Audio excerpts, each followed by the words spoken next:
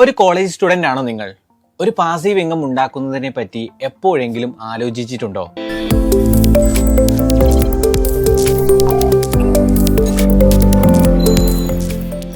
Pocket money വെറുതെ ചിലവാക്കുന്ന ഒരാളാണ് നിങ്ങളെങ്കിൽ ഈ കഥ കേൾക്കാതെ പോകരുത്.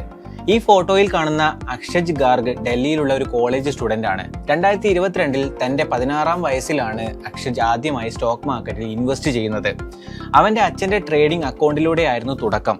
അക്ഷജിന്റെ ഇനീഷ്യൽ ഇൻവെസ്റ്റ്മെന്റ് ചെറുപ്പത്തിലെ സേവ് ചെയ്ത പോക്കറ്റ് മണി ആയ 50,000 രൂപയായിരുന്നു. ആദ്യത്തെ 7 മാസം കൊണ്ട് തന്നെ ഈ ടീനേജർ സ്റ്റോക്ക് ട്രേഡിംഗിൽ നിന്നും ഉണ്ടാക്കിയത് 8,000 രൂപ പ്രോഫിറ്റ് ആണ്. ഇന്ന് അക്ഷജിന്റെ കയ്യിൽ 75,000 രൂപയുടെ സ്റ്റോക്കുകളുണ്ട്. സ്വന്തം പണം ഉപയോഗിച്ച് ഒരു ബിസിനസ് തുടങ്ങണമെന്നാണ് അവന്റെ സ്വപ്നം. ഹയർ സ്റ്റഡീസിനുള്ള പണം എവിടെ നിന്ന് സംഘടിപ്പിക്കുമെന്ന് നിങ്ങൾ എപ്പോഴെങ്കിലും ആലോചിച്ചിട്ടുണ്ടോ? ഈ ഫോട്ടോയിൽ കാണുന്ന ജബ്നീത് സിംഗ് ബല്ല ഡൽഹിയിൽ നിന്ന് തന്നെയുള്ള മറ്റൊരു കോളേജ് സ്റ്റുഡന്റ് ആണ്. 2023 തന്റെ ടീച്ചർ പറഞ്ഞപ്പോഴാണ് വരാനിരിക്കുന്ന IPO കുറിച്ച് അവൻ അറിഞ്ഞത്. അങ്ങനെ അന്ന് 16-കാരനായിരുന്ന ജബ്നീത് അച്ഛനമ്മമാരിൽ നിന്ന് വാങ്ങിയ 15,000 രൂപ ടാറ്റ ടെക്നോളജീസ് IPO ഇൻവെസ്റ്റ് ചെയ്തു. ഈ സ്റ്റോക്കിന്റെ ലിസ്റ്റിംഗ് പ്രീമിയത്തിലൂടെ അവനുണ്ടാക്കിയ പ്രോഫിറ്റ് എത്രയെന്ന് ഗസ് ചെയ്യാമോ? 140%. ഇന്ന് സ്റ്റോക്കുകൾ, ETF-കൾ, മ്യൂച്വൽ ഫണ്ടുകൾ എന്നിവയിലായി 86,000 രൂപയുടെ നിക്ഷേപം ജബ്നീതിനുണ്ട്. അടുത്ത 1-2 വർഷത്തിനുള്ളിൽ ഹയർ സ്റ്റഡീസിന് പോകാനുള്ള പണം ഉണ്ടാക്കാനാണ് താൻ ഇൻവെസ്റ്റ് ചെയ്യുന്നതെന്നാണ് ജബ്നീത് പറയുന്നത്. അക്ഷജിന്റെയും ജബ്നീതിന്റെയും സ്റ്റോറി കേട്ടപ്പോൾ ഒരു പാസീവ് ഇൻകം ഉണ്ടാക്കിയാലോ എന്ന് തോന്നുന്നുണ്ടോ? ഒരു കോളേജ് സ്റ്റുഡന്റ് ആയ നിങ്ങൾക്ക് പാസീവ് ഇൻകം ഉണ്ടാക്കാൻ പറ്റിയ 2 ഇൻവെസ്റ്റ്മെന്റ് ഓപ്ഷൻസ് ഉണ്ട്. അതിൽ ആദ്യത്തേത് സ്റ്റോക്ക് മാർക്കറ്റ് ആണ്. Number 1, stock market. ഒരു കമ്പനിയുടെ സ്റ്റോക്ക് വാങ്ങുമ്പോൾ നിങ്ങൾ ആ കമ്പനിയുടെ ഷെയർ ഹോൾഡറായി മാറുകയാണ് ചെയ്യുന്നത്.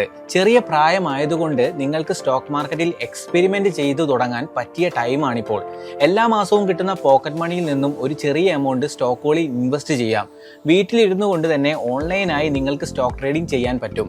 വെറും 100 രൂപയുണ്ടെങ്കിൽ സ്റ്റോക്കുകളിൽ ഇൻവെസ്റ്റ് ചെയ്യാം. പക്ഷേ നിങ്ങളുടെ നിക്ഷേപം ഡൈവേഴ്സിഫൈ ചെയ്യാനും ഫീസ് കുറയ്ക്കാനും 5,000-നും 10,000-നും ഇടയിലുള്ള ഒരു എമൗണ്ട് വെച്ച് സ്റ്റാർട്ട് ചെയ്യുന്നതാണ് നല്ലത്. ബിഗിനർ ആയതുകൊണ്ട് ഇന്ത്യയിലെ ടോപ്പ് 50 കമ്പനികളെ റെപ്രസെന്റ് ചെയ്യുന്ന നിഫ്റ്റി 50-ലെ സ്റ്റോക്കുകളിൽ ഇൻവെസ്റ്റ് ചെയ്യാം. Number 2, mutual funds. സ്റ്റോക്ക് മാർക്കറ്റിൽ ഇൻവെസ്റ്റ് ചെയ്യാൻ വേണ്ടത്ര നോളജ് ഇല്ലാത്തത് കൊണ്ട് മടിച്ചു നിൽക്കുകയാണോ? എങ്കിൽ നിങ്ങൾക്ക് ചെയ്യാൻ പറ്റിയ രണ്ടാമത്തെ ഇൻവെസ്റ്റ്മെന്റ് ഓപ്ഷനാണ് മ്യൂച്വൽ ഫണ്ടുകൾ. ഇവിടെ ഹൈലി എക്സ്പീരിയൻസ്ഡ് ആയ പ്രൊഫഷണലുകൾ നിങ്ങൾക്ക് വേണ്ടി പണം സ്റ്റോക്ക് മാർക്കറ്റിൽ ഇൻവെസ്റ്റ് ചെയ്യുന്നു. വെറും 100 രൂപയുണ്ടെങ്കിൽ മ്യൂച്വൽ ഫണ്ടിൽ ഒരു സിസ്റ്റമാറ്റിക് ഇൻവെസ്റ്റ്മെന്റ് പ്ലാൻ അഥവാ SIP തുടങ്ങാം. ഇവിടെ ഒരു റെഗുലർ ഇന്റർവെല്ലിൽ, അതായത് മന്ത്ലി അല്ലെങ്കിൽ ക്വാർട്ടർലി ബേസിസിൽ നിങ്ങളുടെ പണം ഒരു ഫണ്ടിൽ ഇൻവെസ്റ്റ് ചെയ്യുന്നു.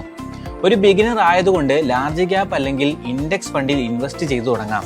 ഈ ഫണ്ടുകൾ കഴിഞ്ഞ കുറെ വർഷങ്ങളായി നൽകി വരുന്ന ആവറേജ് റിട്ടേൺ 12%.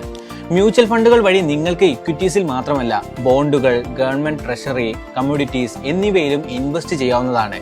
ഇനി പറയൂ, സ്റ്റോക്ക് മാർക്കറ്റിലും മ്യൂച്വൽ ഫണ്ട്സിലും ഇൻവെസ്റ്റ് ചെയ്യുന്നതിനെ പറ്റി ഡീറ്റെയിൽഡ് ആയി പഠിക്കാൻ നിങ്ങൾക്ക് താല്പര്യമുണ്ടോ? എങ്കിൽ താഴെ ഒന്ന് കമന്റ് ചെയ്യൂ.